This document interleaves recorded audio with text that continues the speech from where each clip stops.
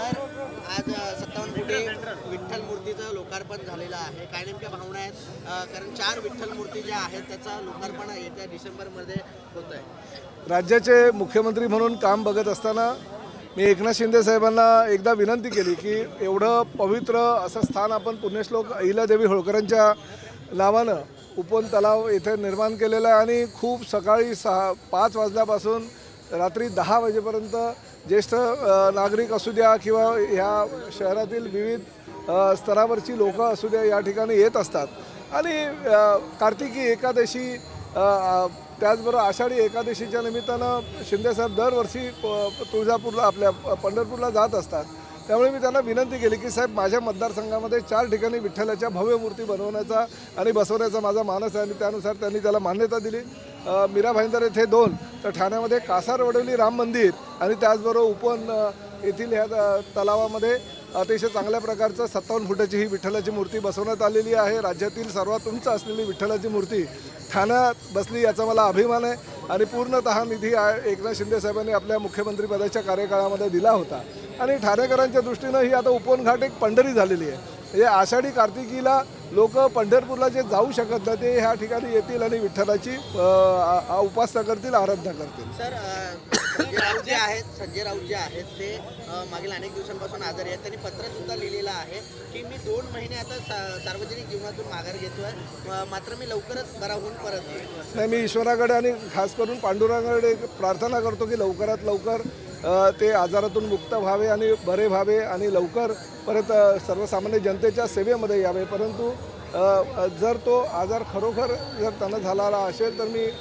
पांडुरंगाला सांगतो की लवकरात लवकर त्यांना यातनं बरं काढ, त्यांच्या कुटुंबियाला त्यातनं बरं काढण्याची ताकद दे. सर ठाकरेंचा उद्या मोर्चा असणार आहे, मत चोरीच्या विरोधात हा मोर्चा आहे आणि राज ठाकरे नाही, मला एक गोष्ट सांगा, कुणी असू द्या हो, ठाकरे असू द्या किंवा काँग्रेस असू द्या किंवा शरद पवारांची राष्ट्रवादी काँग्रेस असू द्या, जेव्हा त्यांना लोकसभेमध्ये त्यांचे खासदार निवडून आले तेव्हा त्यांना मतचोरी वगैरे झालेलं दिसलं नाही. अनेक ठिकाणी जाऊन त्यांनी भाषणं केली की खऱ्या मतदारांनी आम्हाला मतदान केलं त्यामुळे आघाडीचा हा विजय झालेला आणि एवढे आमचे खासदार निवडून आले. परंतु जशा विधानसभेच्या निवडणुका झाल्यानंतर ते चारी मुंड्या चीत झाले.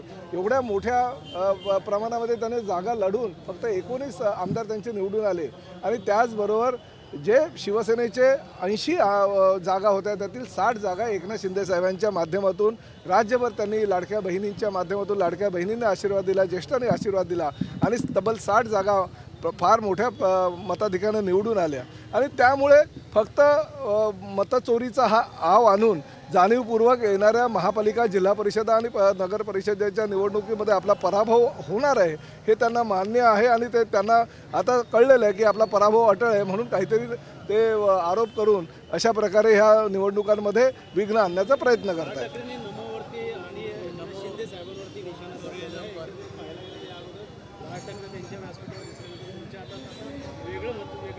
बघा, एकनाथ शिंदे साहेबांवर आरोप केल्याशिवाय किंवा त्यांना म्हणजे त्यांच्या विरोधामध्ये बोलल्याशिवाय सर्वसामान्य लोकांमध्ये त्यांना पब्लिसिटी मिळत नाही आणि त्यासाठी एकनाथ शिंदे साहेब हे टार्गेट ते करणारच आहेत. त्यामुळे आम्ही सक्षम आहोत. आजपर्यंत शिवरायांच्या गड किल्ल्याचं रक्षण जर कोणी केलं असेल तर हे एकनाथ शिंदे साहेबांच्या शिवसेनेच्या मावळ्यांनी केलेलं आहे आणि त्यामुळे आजही शिवसेनेचे मावळे प्रत्येक किल्ल्यावर जाऊन त्या शिवसेनेच्या पद्धतीनं आणि शिवसैनिकांप्रमाणे कामं करतात आणि ते गड किल्ल्याचं जे पावित्र्य आहे टिकवून ठेवतात. कारण नसताना जर एक चांगला निर्णय होत असेल राज्य शासनाच्या माध्यमातून त्याला विरोध करण्याची भूमिका जर कुणाची असेल तर ती योग्य नव्हे. सर भारताला मातेचं स्थान दिलं गेलेलं आहे म्हणून आपण वंदे मातरम म्हणतो, मात्र अबू आझमी मी वंदे मातरम म्हणणार नाही असं जाहीररित्या सांगत आहे. अबू आझमींनी वंदे मातरम उर्दूमध्ये म्हणावं, त्याला खऱ्या अर्थानं वंदे मातरमचं महत्त्व काय हे कळेल. ह्या राज्यामध्ये ह्या देशामध्ये राहायचं असेल तर वंदे मातरम बोलावंच लागेल, म्हणावंच लागेल. अबू आझमीची एक पद्धती आहे, कार्यपद्धती आहे. जाणीवपूर्वक काही काळामध्ये तो मुस्लिम नेता आहे असं दाखवून मुद्दामून जाणीवपूर्वक हिंदूंच्या भावना दुखावण्याचा प्रयत्न करतो आणि आपल्या मतांचं जे मोठं गाठोडं आहे तर गाठोडे बांधण्याचा प्रयत्न करतो. अबू आझमींकडे काही लक्ष द्यायची गरज नाही. तो एक हिरवा अजगर आहे, हिरवा नाग आहे. अशा हिरव्या अजगर आणि नागाला आम्हाला जसं त्याला वेळ प्रसंगी कुचरावं लागतं ते आम्हाला माहिती आहे. त्यामुळे त्यांनी जास्त बोलू नये. परंतु एक गोष्ट मात्र नक्की की जर त्याला महाराष्ट्रात आणि ह्या देशात राहायचं असेल तर वंदे मातरम बोलावंच लागेल. तर राजकारणात अनेकांची विठ्ठल आहे, आपला खरा तरी विठ्ठलमध्ये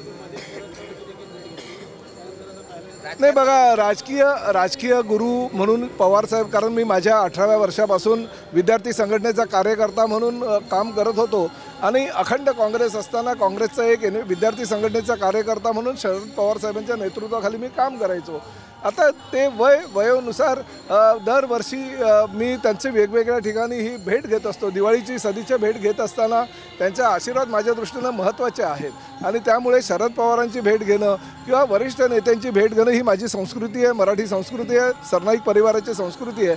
आम्ही कुणीही कितीही काही आरोप प्रत्यारोप केले तरी शेवटी आम्ही आमचे गुरुस्थानी, भले पक्ष आमचा वेगळा जरी असेल तरी ज्या व्यक्तीला आम्ही गुरुस्थानी मानलेलं आहे त्यांची नेहमी आम्ही भेट घेणार. काय साकडं असणार आहे मराठवाडा? राज्यातील सर्वसामान्य शेतकऱ्यांना, जे पूरग्रस्त शेतकरी आहे त्यांना लवकरात लवकर त्यातून बाहेर काढावं, शेतकऱ्यांवरचं संकट दूर करावं आणि प्रामुख्यानं एकनाथ शिंदेसाहेब जी महाराष्ट्रासाठी मेहनत करतात त्यांच्या ह्या मेहनतीला यश मिळावं. धन्यवाद. कर्जमाफीची मागणी काल बच्चू कडू आणि महादेव जानकरांपासून अनेक नेत्यांनी काल मुख्यमंत्री आणि दोन्ही उपमुख्यमंत्र्यांसमवेत भेट घेतलेली आहे, बैठक घेतलेली आहे आणि कर्जमाफीची घोषणा आणि त्याची तारीख ही मुख्यमंत्री आणि दोन्ही उपमुख्यमंत्र्यांनी जाहीर केलेली आहे. त्यामुळे 30 जून ही तारीख आहे. 30 जूनपूर्वी महायुतीचं सरकार हे कर्जमाफी करेल एवढं मात्र नक्की.